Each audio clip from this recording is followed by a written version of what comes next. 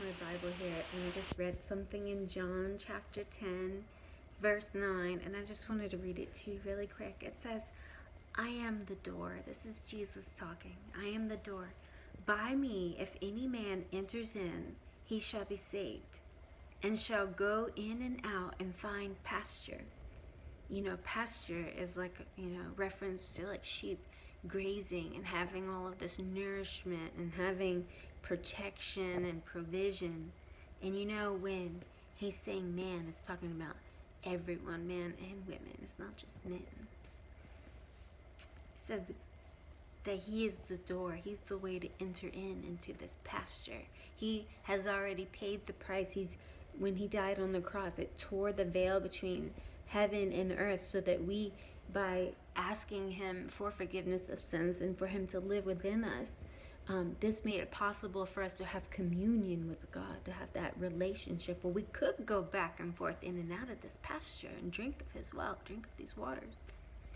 And it says the thief, and the thief is the devil. Don't be fooled. Don't be fooled by this world or anything that might be tempting or alluring, because the thief, he comes not, but he only comes to steal, to kill, and destroy. But I have come that you might have life, and that you might have life more abundantly. He says, I am the good shepherd. The good shepherd giveth his life for the sheep. He gave his life for us.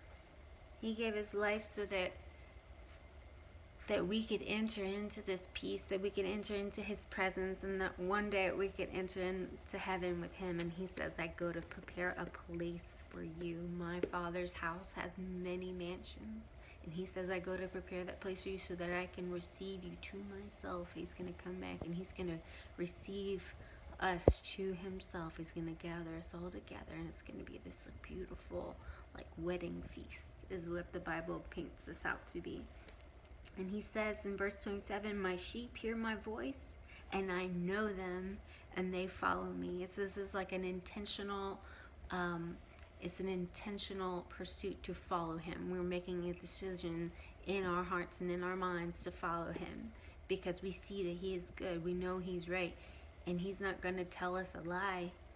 He's not going to give up his life to save us, to deceive us. He did it for a reason. He says, I give unto them eternal life, and they shall never perish, and neither shall any man pluck them out of my hand. No one's going to take you away from him. Once you're his, you're his. My Father, which gave them to me, is greater than all, and no man is able to pluck them out of my